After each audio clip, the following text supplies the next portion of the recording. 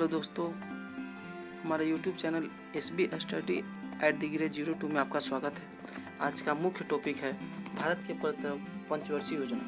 प्रथम पंचवर्षीय योजना की शुरुआत 1951 में की गई थी, जो 1956 तक चली थी। योजना हेराल्ड डोमन मॉडल पर आधारित थी। इसमें मुख्य रूप से कृषि पर ध्यान केंद्रित की गई थी। द्वितीय पंचवर्षीय योजना की शुरुआत 1956 में की गई थी, जो 1961 तक चली थी। पीसी महानवोलिस मॉडल पर आधारित था। इसमें मुख्य रूप से भारी एवं आधारभूत उद्योग पर ध्यान केंद्रित की गई थी। इसी योजना में राउरकेला, भिलाई एवं दुर्गापुर इस्पात कारखाना की भी स्थापना की गई थी। राउरकेला, भिलाई, दुर्गापुर इस्पात कारखाना की स्थापना द्वितीय पंचवर्षीय योजना में की गई थी। तृतीय पंचवर्षीय योजना की शुरुआत 1961 में की गई थी, जो 1966 तक चली थी। यह CD चक्रवर्ती एवं महानवोलिस मॉडल पर आधारित था। इसमें अर्थव्यवस्था को आत्मनिर्भर बनाने में जोर दिया गया था। तृतीय पंचवर्षीय योजना में हरित क्रांति का जन्म हुआ। हरित क्रांति मुख्य रूप से गेहूं के फसल से संबंधित था। इस क्रांति से गेहूं फसल की उत्पादन में बहुत अधिक मददगार साबित हुआ। हरित क्रांति के जनक MS स्वामीनाथन को जाना जाता है। तृतीय पंचवर्षीय योजना के जस्ट बाद योजना अवकाश तृतीय पंचवर्षीय योजना के बाद आया था, जो 1966 से लेकर 1969 के मध्य में चला। चतुर्थ पंचवर्षीय योजना DR गॉडगिल मॉडल पर आधारित था।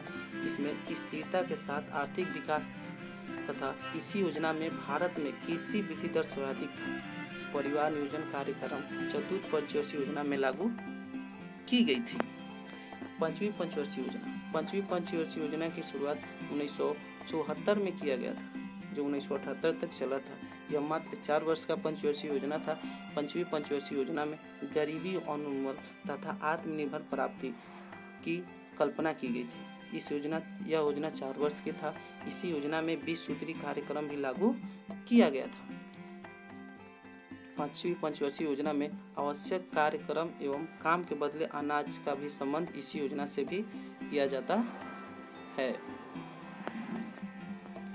पांचवी पंचवर्षीय योजना के बाद अनवरत योजना की शुरुआत की गई थी, जो 1978 से लेकर 80 तक चला। अनवरत योजना गुन्नार मिर्ची द्वारा चलाया गया था। इस योजना को भारत में लागू करने का श्रेय DT लकड़वाला को जाता है। यदि आपसे पूछे कि अनवरत योजना के लागू करने का श्रेय किसे जाता है, DT लकड़वाला को जाता है। छठवीं पंचवर्षीय योजना की शुरुआत 1980 में की गई थी, जो 85 तक चली थी। छठवीं पंचवर्षीय योजना में गरीबी उन्मूलन और रोजगार वृद्धि था। ग्रामीण विकास कार्यक्रम इसी योजना में लागू किया गया था। सातवीं पंचवर्षीय योजना की शुरुआत 1980 में की गई थी, जो 90 तक चला। सातवीं पंचवर्षीय योजना की शुरुआत 1985 में की गई थी, जो 1990 में चला। यह योजना जॉन W मिलर पर आधारित था। भोजन, काम और उत्पादन का नारा सातवीं पंचवर्षीय योजना में दिया गया था। सातवीं पंचवर्षीय योजना में जवाहर रोजगार योजना का भी शुभ आरंभ किया गया था। सातवीं पंचवर्षीय योजना के जस्ट बाद योजना अवकाश हुआ, जो 90 से लेकर 92 तक चला। योजना अवकाश 1 अप्रैल 1990 से लेकर 21 मार्च 1992 तक चला।